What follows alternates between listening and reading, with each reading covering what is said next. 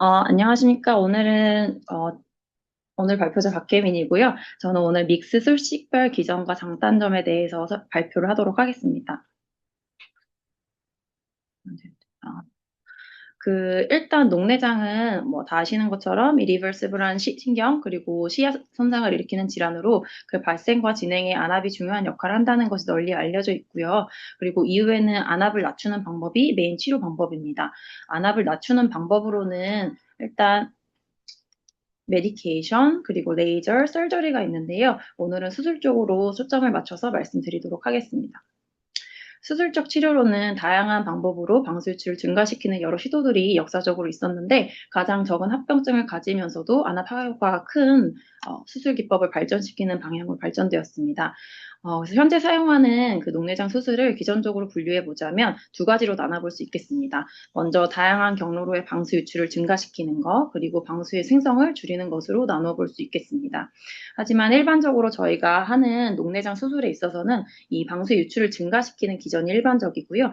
방수가 유출되는 경로에 따라서 TM 슐렌스 카날로 나가는 거, 스프라코다 스페이스로 나가는 거, 그리고 서컨정티발 스페이스로 나가는 거, 이렇게 세 가지로 세분화할 수 있겠습니다. 먼저 일반적으로 많이 해왔던 고식적인 수술 방법을 간단히 설명드리면요. 요 수술 기법들은 다 서컨정타이바로 아웃플로우를 만드는 기전을 가지고 있습니다. 크게 스클레로스토미와 스클레로 플랩을 만드는 트랩과 여러 플레이트가 넓은 튜브들을 삽입하는 튜브 수술들이 있겠습니다. 이 수술들은 그 인베이시브하고 저안압 관련 시리어스 합병증의 리스크가 있다는 점에서 제한점이 되겠습니다. 이런 제한점을 극복하고자 미니멀 인베이시브 디바이스들이 개발되었습니다. 이런 미니멀 인베이시브 디바이스들은 믹스 혹은 밉스라고 지칭을 하는데요. 여러 가지 장점을 가지고 있습니다. 인시전이 작고, 세이프티가 높고, 리커버리가 빠르고, 그리고 방금 보여드렸던 고식적인 수술들보다 스파코다 햄물지 같은 그런 시리어스 리스크가 조금 더 낮다는 장점이 있습니다. 현재는 여러 기기가 나와 있고요. 크게 블랩을 만드느냐 안 만드느냐에 따라서 밉스와 믹스로 나누게 됩니다.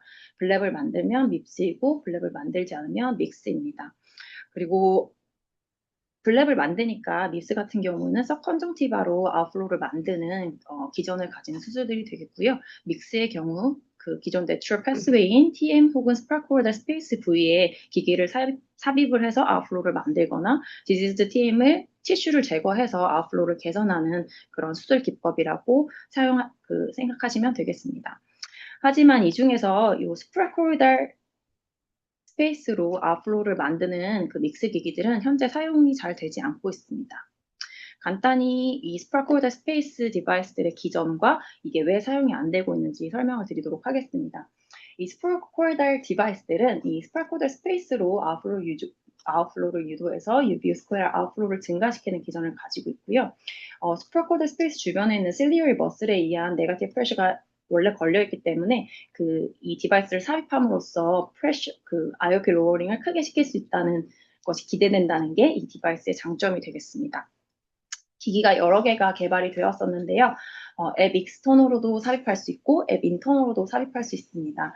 근데 앱 익스터널로 삽입하는 디바이스들 같은 경우에는 안압은 많이 낮추지만 포스트 하이퍼토니가 많이 생기고 익스텐시브 블리딩이 생긴다는 점에서 사용이 거의 안 되었고요. 그리고 앱 인터널 같은 경우는 사용이 좀 됐었었는데 그리고 석세스 레이트도 익스터널보다 좀 좋다는 것이 장점인데요. 근데 여기는 사이패스 요 기기가 5년 장기 추적 결과에서 엔도텔리아 셀러스 이슈로 2018년 시장 철수되게 되면서 전반적인 요 기기들의 세이프티에 대한 컨설이 좀 있어서 잘 사용이 되지 않고 있다고 알고 있습니다. 그래서 요 스파크홀더 디바이스 이외에 다른 믹스와 밉스 기기들은 여러 기기들이 마켓에 나와 있는데요. 밉스 같은 경우에는 일단 앱 인터노, 익스터노 두 가지 방법으로 삽입이 가능하지만 대부분 앱 익스터노로 삽입하게 됩니다. 믹스의 경우 모두 앱 인터너로 수술을 하게 되고 전방각을 통해 접근해서 원래 있던 전방각 배출로를 이용하는 술식이기 때문에 그냥 믹스 말고도 앵글 베이스드 믹스라는 텀으로 불리기도 합니다. 그래서 그리고 이 믹스에는 디바이스를 삽입하는 것도 있지만 아까 말씀드렸다시피 데미지드 티슈를 제거하는 트래벡톰이나 KDB 같은 술식들도 믹스에 해당되게 됩니다. 그래서 밉스 여러 가지가 있는데요. 이 여러 가지 중에서도 젠과 A 스트림이 한국에서 많이 사용이 되고 있고요. 믹스 같은 경우에는 아이스텐트 디바이스가 가장 많이 사용이 되고 있고요. 다른 트라벡톰이나 KDB도 뭐 가끔 사용되고 있는 것을 알고 있습니다. 각각을 살펴보도록 하겠습니다. 먼저 앵글 베이스드 믹스에 대해 설명드리도록 하겠습니다. 먼저 많이 사용되는 아이스텐트의 경우 이런 총알 같은 기기를 TM에 삽입해서 전방의 방수가 슐렘스 카날로 바로 유출될 수 있도록 해주는 기기입니다. 이쪽이 인플로우이고요. 이쪽이 아웃플로우가 되는 부분입니다. 왼쪽에 이 아이스텐트 인젝트는 이전 모델이고요. 최근에는 좀 더 플랜지가 넓은 임플란트를 사용하고 있고요. 보통 이런 총알 같은 기기를 2개 혹은 3개를 삽입하게 됩니다. 동영상 잠깐 보시면은 동영상이 나오지가 않는데 어쨌든 메인 온도로 이런 인젝터를 sab입을 해서요. 여기 장전되어 있는 이 총알 같은 디바이스들을 TM 티슈 위에다가 총을 쏘는 듯 TM 티슈 위치에다가 인젝션을 하면서 함으로써 이 기기들을 삽입하게 되는 게 이 아이스텐트입니다. 그리고 동영상을 보여드리면 좋은데요. 어쨌든 데미지드 TM 티슈를 절제하는 수술법인 카욱 듀얼 블레이드 트라이벡토미 기구들도 앵글 베이스드 믹스에 해당된다 보시면 되겠습니다. 포인터를 이제 되네요. 네. 이렇게 보시면요. 그냥 블레이드를 데미지드 TM 티슈에다가 넣어서 절제하는 방법들이 이 블레이드들이 되겠습니다. 그래서 각각의 장점과 단점을 소개하는 발표여서 장점과 단점을 정리를 해보았습니다. 장점은 이게 레스 인베이시브하고 회복이 빠르고 수술 부담이 상대적으로 적다는 장점이 있겠고요. 회복이 빠르고 레스 인베이시브 하기 때문에 포스트업 케어도 레스 인텐시브 합니다. 그리고 아까 말씀드렸다시피 하이퍼토니 리스크가 적고요. 그리고 이게 TM 앵글 부분에다 수술하는 것 이기 때문에 컨정티바를 보존할 수 있고 그렇기 때문에 향후 필터링 설저리의 여지를 남길 수 있다는 장점이 있겠습니다. 한계는 이게 컨벤셔널 TM 아웃플로우 거기를 그냥 강화시켜주는 그런 수술이기 때문에 아주 낮은 타겟 IOP를 어치브할 수 없다는 한계점이 있겠고요. 그리고 앵글이 잘 보여야지 수술을 잘 할 수 있기 때문에 좀 앵글 아나토미가 중요하다는 단점이 있겠고, 그리고 인트라오퍼레이티브하게 고니오를 보면서 뷰가 좋아야지 좀 더 잘 삽입할 수 있기 때문에 그런 점에서 한계가 좀 있을 수 있겠고요. 그리고 무엇보다도 비싸서 환자분들이 거절하는 경우가 많습니다. 그래서 그것도 좀 한계점이 될 수 있겠습니다. 주요 컴플리케이션은 이게 TM 티슈에다가 삽입하는 거기 때문에 하이페마가 생길 수 있고 그러나 IOP 스파이크도 생길 수가 있고요. 파스나 앵글 트라우마도 얼리 컴플리케이션을 고려해야 합니다. 그리고 레이 컴플리케이션은 디바이스 주변에 스카링이 좀 생길 수 있고 그러면서 이펙트가 좀 떨어질 수 있겠고요. 심한 경우에는 추가적인 수술이 좀 필요할 수 있다라는 단점이 좀 있을 수 있겠습니다. 다음은 밉스입니다. 한국에서는 젠하고 에이스트림이 많이 사용된다고 말씀드렸는데요. 오른쪽 동영상은 에이스트림 수술 동영상입니다. 동영상에서 보시는 것처럼 블랩을 만들고 마이토마이신을 사용하게 되고 기기를 안티리어 챔버에 삽입해서 플로우가 서브컨정티벌 스페이스로 나가게 해서 안압을 낮추는 기전을 다지고 있습니다. 이런 밉스 디바이스들의 특징은 이 튜브마다 루멘 사이즈나 튜브 길이가 정해져 있어서 그 특성 때문에 이론적으로 예측되는 하한 안압이 있고 같은 이유로 안압 조절력에 약간씩 차이가 있을 수 있다는 게 좀 특징이 되겠습니다. 그래서 밉스는 아까 보시는 것처럼 아까 그 TM에 넣는 기기들과 비해서 조금 더 인베이시브 할 수 있습니다. 하지만 결국 고식적 목내장 수술 방법과 비교했을 때는 기존 수술 방법들과 다르게 작은 루멘을 가진 픽스드 다이아미터를 가진 그 튜브들을 삽입함으로써 안압을 조절하기 때문에 좀 더 스탠더다이즈드 아웃플로우를 기대할 수 있다는 점이 있겠고요. 그렇기 때문에 하이퍼토니도 고식적 수술 방법보다 좀 더 리스크가 낮다는 점이 장점이 될 수 있겠습니다. 같은 이유로 앵글 베이스드 믹스 방금 보여드렸던 것들보다 더 큰 IOP 리덕션을 기대할 수 있어서 백내장 수술 없이도 스탠드얼론하게 사용했을 때도 충분한 안압 하강 효과를 기대할 수 있다는 것이 장점이 되겠습니다. 다만 당연히 아웃플로우가 훨씬 더 큰 트랩이나 아메드 같은 수술보다는 당연히 포스트업 케어가 좀 더 쉽다는 장점도 있겠습니다. 그런데 그래도 이 이 밉스 기기들은 블랩을 만들게 되는 술식이라 트랩처럼 블랩 릭 등에 대한 설명과 케어가 필요하고요. 나중에는 또 블랙 파이브로시스가 생기면 안압이 오를 수 있기 때문에 그 블랙 파이브로시스에 대한 고려도 필요합니다. 또 같은 이유로 이게 컨정티바를 사용하게 되는 수술이기 때문에 나중에 트랩 등이나 보식적 수술을 추가로 하게 될 경우에 대한 고려도 필요합니다. 그래서 그 정도의 단점이 있다고 생각하시면 되겠고요. 컴플리케이션으로는 이게 얼리 하이포톤을 줄일 수 있다는 장점이 있는 기기이긴 하지만 어쨌든 어느 정도의 하이포는 올 수 있어서 얼리 컴플리케이션으로 하이포가 올 수 있다는 거 알고 계시면 되겠고요. 블랙 릭이나 디바이스 익스포저 마이그레이션도 얼리 컴플리케이션에 해당할 수 있을 것 같습니다. 레이트 컴플리케이션은 블랙 파이브로시스가 생기거나 인펙션이 생기는 게 주요 컴플리케이션이 되겠습니다. 그래서 이제 방금 말씀드렸다시피 현재 녹내장 수술에는 여러 옵션들이 생긴 거라고 보실 수 있는데요. 믹스, 밉스, 컨벤셔널 OP 세 가지를 수술 방법으로 고려해 볼 수 있겠습니다. 이 세 가지 중에 어떤 걸 선택하냐는 여러 가지를 고려해서 결정을 하게 됩니다. 일단 앞에 보셔서 알겠지만 크게는 컨벤셔널 쪽으로 갈수록 IOP lowering 이펙트가 크다고 정리할 수 있겠습니다. 그래서 믹스 같은 경우에는 early to moderate에 좀 사용을 하게 정해져 있고요. 그리고 나머지 밉스나 컨벤셔널 OP 같은 경우에는 moderate to advanced glaucoma 환자들에게 보통 사용이 권장되고 있습니다. 더불어 컨벤셔널 OP 쪽으로 갈수록 long-term IOP 컨트롤이 좀 더 효과적으로 가능해서 세컨더리나 리프랙터리 글라코마 등 안압 조절 쉽사리 안 되는 환자들에서도 좀 더 효과적인 안압 하강을 롱텀하게 좀 시킬 수 있다는 장점이 있을 수 있겠고요. 근데 그만큼 이 컨벤셔널 OP 쪽으로 갈수록 그만큼 인베이시브하고 저안압 및 심한 합병증의 발생률이 올라간다고 정리해 보시면 될 것 같습니다.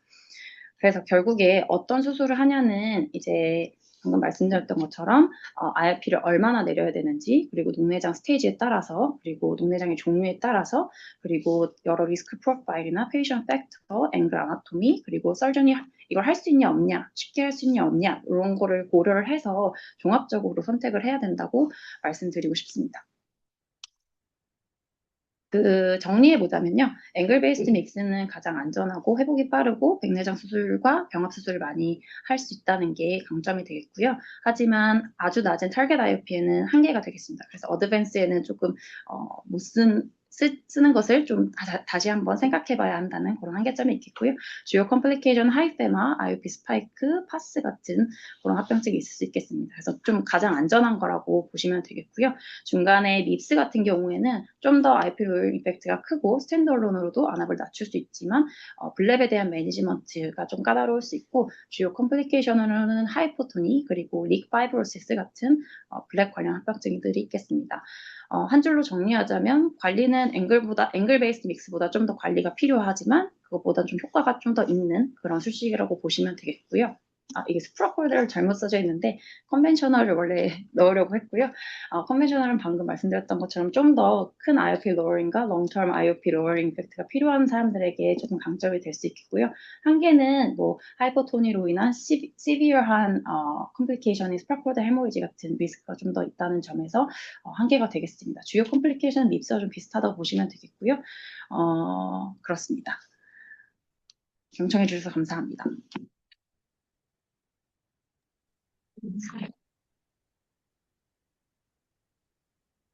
근데 잘 정리해 주셨어요. 감사합니다. 네. 잘 들었습니다. 저는 이제 좀 스테로이드 인듀스드 글라코마가 많거든요. 네. 그런 경우에 좀 뭐 더 선호하는 그런 프로시저가 있나요? 사실 이것도 안압이 조절이 얼마나 안 되냐 이런 거에 따라서 다를 것 같은데요. 안압이 어느 정도 그러니까 너무 높지 않고 한 25, 20 애매한데 이제 수술을 좀 해야지 내려갈 것 같은 경우에는 카다락 있으시다면 카다락 하면서 그냥 아이스텐트 먼저 해보고 약을 추가로 쓰시라라고 말할 것 같고 근데 RNFL 디펙트가 확실히 있고 비주얼 필드 디펙트도 확실히 심한 경우이면은 안압이 좀 애매하더라고요. 24, 26 이래도 그냥 밉스나 트랩을 선택할 것 같습니다. 그리고 특히 유비에티스 환자라면 트랩이나 뭐 아메드 이런 튜브 보식적 수술 방법을 선택할 것 같습니다. 저 아까 동영상을 못 봐서 그런데 아이스텐트를 넣게 될 때요. 카다락을 같이 한다고 하면은 메이블들을 통해서 넣는 거잖아요. 그러면은 되게 그러면 템포럴 인시전일 때는 3시, 9시 방향 그런 거예요. 제 생각에는 그냥 이게 밑으로 넣으면 되게 안 좋을 것 같은데 네. 그 방향이 좀 정해져 있나요? 혹시? 정해져 있는 건 아니고요. 그냥 메인 온도로 들어가서 보이는 앵글에 하나 넣고요. 그리고 조금 그 간격을 띄워서 한 뭐 40 이 정도 띄워서 옆에다가 그냥 인젝을 합니다. 방향이 딱 정해져 있는 건 아니에요. 뭐 예를 들면 수피리어 온도에서 밑으로 박아도 거기서 막 하이페만 생겨서 막히고 이런 건 없는. 근데 보통은 거기 밑에다가 넣지는 않긴 하고요. 네. 보통 나살 쪽에 많이 넣긴 합니다. 네. 네.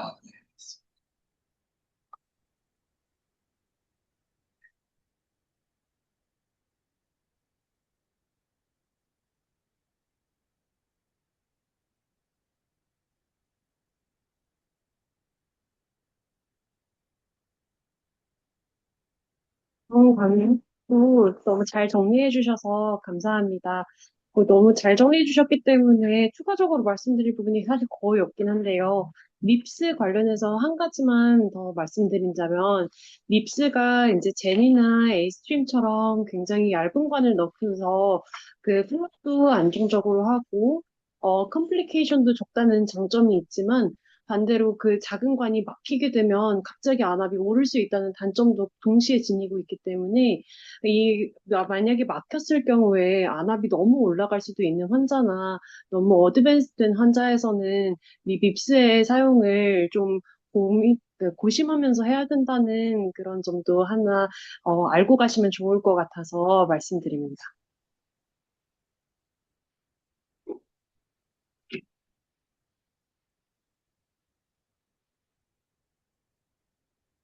립스를 하면은 5FU나 마이토마이신은 안 쓰나요?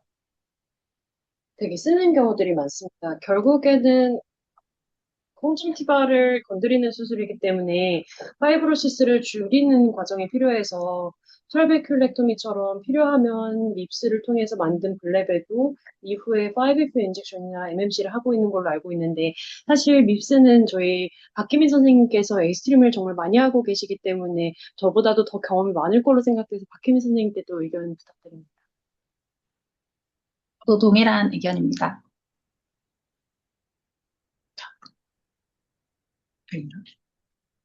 LPG에서 보통 저기 약물로 하는데 요즘 이제 건강한 쪽에서는 용리장 약물을 오래 사용하면 양골루증을 유발하는 드라이버로 생각을 많이 하고 있어서 용리장 약을 가급적이면 덜 쓰면 덜 쓸수록 좋을 것 같은데 그 용리장 약물 쓰면서 부작용 생겨서 약을 못 쓰게 되면 NTG인 경우에는 혹시 비약물적인 치료를 한다 그러면 어떤 걸 우선적으로 선택해 보면 좋을까요? 오늘 믹스나 뭐 여러 가지 말씀해 주셨는데 이럴 때는 어떤 약물들을 선택하면 아니 어떤 치료 방법을 선택하는 게 좋을까요?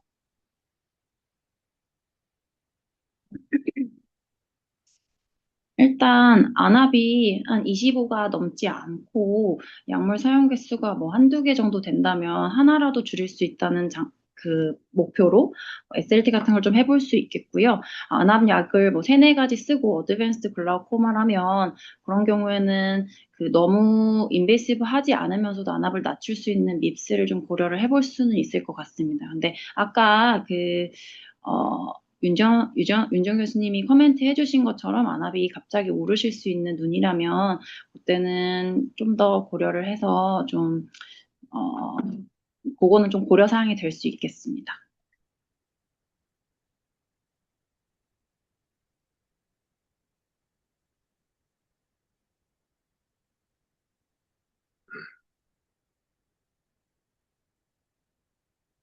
휴지에서 아예 약을 처음부터 안 쓰고 이 믹스를 하는 경우도 요즘에는 혹시 이제 연구가 되는 게 있나요? 제가 최근에 재미있게 본 것 중에 NTG를 처음부터 SLT로 매니지를 하는 논문이 최근에 농회장 쪽에서 발표된 걸로 제가 봤었는데 그런 식으로 혹시 처음부터 믹스로 NTG나 이런 것들을 혹시 관리하는 것도 요즘 연구가 혹시 되고 있나요?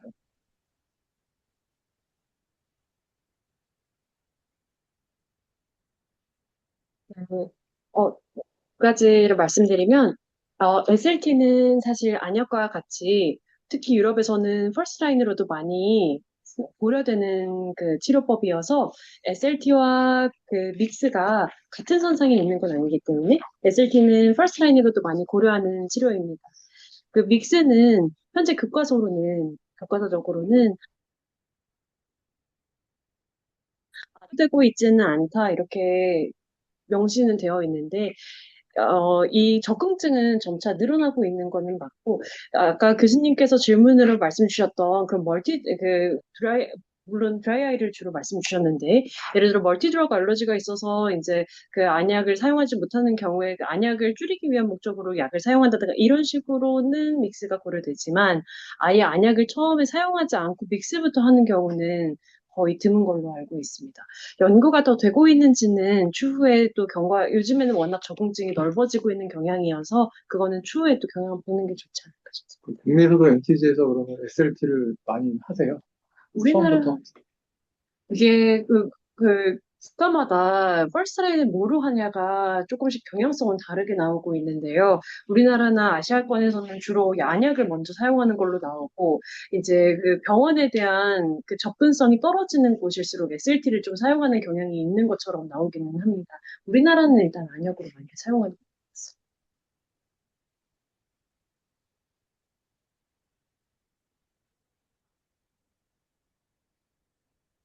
선생님은 SLT가 혹시 농회장 치료 환자분들 중에 SLT 네. 빈도가 어느 정도 되세요? 만약에 저는 잘 몰라서 농회장 환자가 100명이 있다 그러면 그 환자 중에 SLT를 몇 명 정도 혹시 어, 일단은 지금 서울병원에는 SLT가 없기는 해서 하고 있지는 않습니다. 근데 이전에 이전 병원에 있었을 때는 SLT를 좀 했는데요. 그 SLT가 그 윤종근 교수님 말씀하신 것처럼 퍼스트 라인으로도 사용할 수 있는데 한국에서는 보통은 이제 약을 사용하다가 뭐 세네 개 사용하다가 거기서 수술하기 애매하면 SLT를 해서 조금 낮추거나 아니면은 메디케이션을 세네 개 쓰고 있는데 하나라도 좀 낮춰보고 싶다.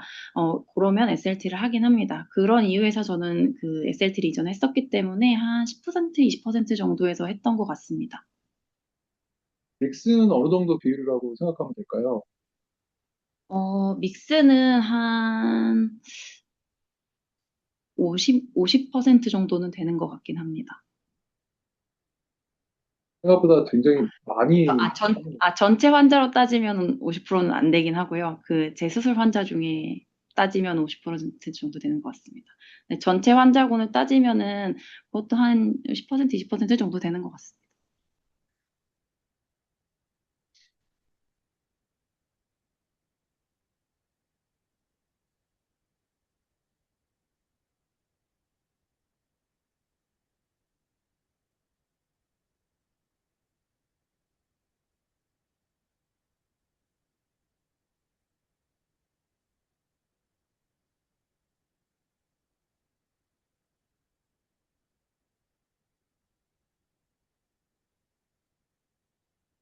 더 질문 없으시면 네, 그러면 오늘 여기를 마치고 거의 금요일 날 학회 때 뵙겠습니다. 네, 찾아뵙겠습니다. 수고하셨습니다.